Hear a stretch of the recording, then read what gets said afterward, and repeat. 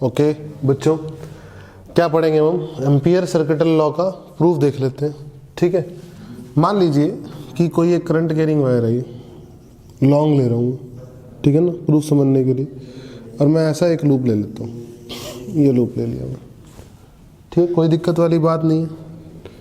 तो मैंने करा इस पॉइंट पे, अगर मैं बात करूँ, ध्यान से देखो, तो यहाँ से आर दूरी पर बात करूँ मैं, डी थीटा एंगल के कोरस्पोंडिंग बात करूँ, कितनी दूरी पे? आर दूरी पे, और डी थीटा एंगल के कोरस्पोंडिंग बात की जाए अगर, ठीक है, पक्का, नो कोई प्रॉब्लम वाली बात नहीं है। तो इसका डीएल वेक्टर ऐसे ही आएगा बेटा, आया कि नहीं आएगा? पक्का। अब मेरी बात सुनो ध्यान से, अगर मान लो ऐसी स्ट्रिप हो, कुछ ऐसी स्ट्रिप है यहाँ पे, मान लो ये, ठीक है ना, ये डी थीटा एंगल है, ये आर दूरी है, और ये डी एल लेंथ है, आर्क लेंथ डी एल है, ठीक है ना, ये करंट कैरिंग वायर है। ऐसे ध्यान से देखना, चीज़ को समझो, ठीक है। तो डी एल वेक्टर में कुछ कुछ डी एल वेक्टर ऐसा है, ये डी एल वेक्टर है, कुछ कुछ ऐसा है, और मैग्नेटिक फील्ड इसके परपेंडिकुलर है ऐसा। मैग्नेटिक फील्ड में और डी एल वेक्टर में एंगल आ गया, मान लो कितना एंगल आ गया, ये लेट अस से ये एंगल आ गया अल्फा। कितना एंगल आ गया ये? अल्फा। ठीक है बेटा, कोई जो थोड़ी पैरेलल होंगे, है ना, तो मैं जनरल ले लेता हूँ। अगर एंगल अल्फा आ गया तो बी डॉट डी एल लगाऊंगा जब मैं यहाँ, ध्यान से देखो, तो क्या होगा? बी होगा mu naught I, I current है, upon 2 pi R in long के लिए, डी एल और बी और डी एल में एंगल कोस अल्फा। बोलो समझ में आई इतनी बात या नहीं आई? पक्का सही है, कोई दिक्कत वाली बात नहीं है, सही है, नो प्रॉब्लम। ये डी थीटा के लिए हुआ, डी थीटा के लिए, है ना, ऐसे कर दो, कर दिया ऐसे पूरे लूप के लिए। अब ध्यान से देखता हूं जब मैं, तो मुझे यही पता है कि arc is equal to angle into radius होता है ना, ऐसा ही होता है ना। तो याद करो, वो आर्क होती है ये वाली, जैसे अब ये डीएल है, जैसे मान लो ये डीएल है ना, ये डीएल है। इस डीएल के दो कंपोनेंट, एक ये, ठीक है, और एक ये। इस डीएल के दो कंपोनेंट, ये कितना है? अल्फा है, तो ये कितना आएगा? डीएल का कोस अल्फा, और ये कितना आएगा? डीएल का साइन अल्फा। अरे बोलो, ये डी थीटा आएगा, ये रेडियस आएगा, ये अल्फा एंगल है, ये डीएल है, ये डीएल है ब्लैक वाला। तो डॉटेड ये वाला डीएल का कोस अल्फा है, और ये वाला डीएल का साइन अल्फा है। तो मुझे बताओ, आर्क, अगर मैं इस पूरे लूप की बात, इसकी बात करूं, इस वाले आर्क की बात करूं, इस आर्क में जो लेंथ होगी, आर्क लेंथ होगी, वो DL cos alpha arc length मानी जाएगी, इज इक्वल टू एंगल माना जाएगा डी थीटा, और रेडियस माना जाएगा आर। बोलो समझ में आती है बात? सही है। तो कितना आएगा? B dot D L integral mu naught I upon 2 pi R, D L cos alpha आ जाएगा R D theta integral, R से आर कट गया, ठीक है। तो म्यू नॉट आई बाहर आ गया और 2 पाई बाहर आ गया। अगर मैं डी थीटा इंटीग्रेट कर दूं, ये डी थीटा, फिर अगला डी थीटा, फिर अगला डी थीटा, फिर अगला डी थीटा इंटीग्रेट कर दूं, सारा डी थीटा एक ही डायरेक्शन में इंटीग्रेट होगा, तो कितना आ जाएगा? 0 से लेकर 2 पाई तक, तो कितना आ जाएगा? 2 पाई। 2 पाई से 2 पाई कट जाएगा, कितना आ जाएगा? बी डॉट डी एल आ जाएगा म्यू नॉट आई। बोलो समझ में आई कि नहीं आई बात? बोलो समझ में आई? ये तो एनक्लोज्ड हो गया ना।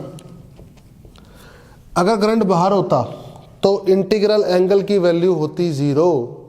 किसी बाहर वाले पॉइंट के बोर्ड अगर आप लूप बनाओगे तो एंगल कितना आएगा? 0। कितना आएगा बेटा? 0। इस बात का हमें ध्यान रखना होगा, क्योंकि डीएल कॉस अल्फा में कुछ एंगल पॉजिटिव होंगे, कुछ क्या होंगे? नेगेटिव। सही है, जैसे गॉस थ्योरम के टाइम पे बताया था मैंने। तो एनक्लोज वाले के अबाउट क्या आएगा? 2 पाई एंगल। बाहर वाले के अबाउट अगर मैं देखूंगा इस आर्क के ऊपर समीशन लगा के, तो क्या आएगा? 0 आएगा। इस पॉइंट को आपको ध्यान भी रखना है, ठीक है, और समझना भी है। बोलो समझ में आया? तो B dot D L is equal to mu naught into current enclose. अब हम छोटे छोटे निकाल लेते हैं। चलो एक काम करते हैं, अब हम सिंपल तरीके से निकाल लेते हैं, एप्लीकेशन सीख लेते हैं। ठीक है, एप्लीकेशन तो एक आधी सिंपल एप्लीकेशन पहले पढ़ लेते हैं, फिर उसके बाद धीरे धीरे लेवल बढ़ाना शुरू कर देंगे। ठीक है, एक आधी सिंपल एप्लीकेशन पहले पढ़ लेते हैं। सिंपल एप्लीकेशन में हम पढ़ लेते हैं बेटा, magnetic field due to straight infinite current carrying wire. Applications में सबसे पहला magnetic field due to straight infinite current carrying wire. सही है। जैसे मान लीजिए ये करंट जा रहा है, इसमें आई करंट जा रहा है, ध्यान से देखिए ना। मुझे यहाँ पर निकालनी है आर दूरी, आर दूरी पे इस पॉइंट पे क्या निकालनी है, मैग्नेटिक फील्ड निकालनी है। तो मैं एम्पीरियन लूप बनाऊंगा। एम्पीरियन लूप कुछ इस तरीके से बनाऊंगा। मुझे पता है इस करंट कैरिंग वायर के जो मैग्नेटिक फील्ड लाइंस होती हैं वो सर्कुलर होती हैं, तो मैंने एम्पीरियन लूप भी सर्कुलर बनाया ताकि डीएल के साथ बी जब मैं डॉट प्रोडक्ट करूँ तो एंगल क्या रहे, 0 डिग्री का। बी अगर आर फिक्स है तो हर पॉइंट पे बी यूनिफॉर्म है। बी क्या है, यूनिफॉर्म। बोलो बेटा, और जिस पॉइंट में मैग्नेटिक फील्ड निकालने जा रहे हो वो पॉइंट एम्पीरियन लूप से पास भी होना चाहिए। ठीक है, तो बस खत्म हो गया। ये डीएल आया और यही बी आया, यही बी की डायरेक्शन है।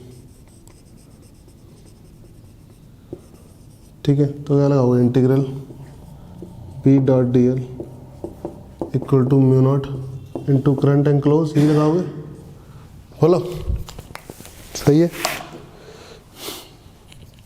ठीक है ना, ये लाइन इंटीग्रल मतलब पूरे क्लोज के लिए।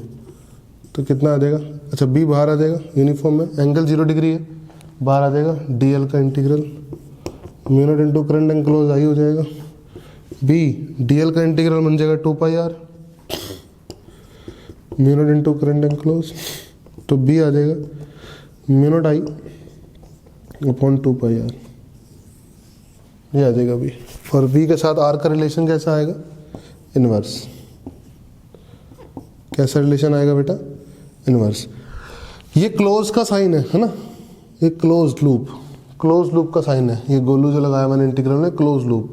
ठीक है, तो एम्पियर सर्किटल लॉ किसके लिए वैलिड है, क्लोज के लिए वैलिड है ना, तो थ्योरम ये रहेगी। ठीक है ना, पिछले वाले में भी आप गोलू लगा लेना। ठीक है, कोई इशू वाली बात नहीं। होप करता हूँ सबको अच्छे से समझ में आया होगा, एम्पियर सर्किटल लॉ का प्रूफ भी और एक सिंपल एप्लीकेशन भी।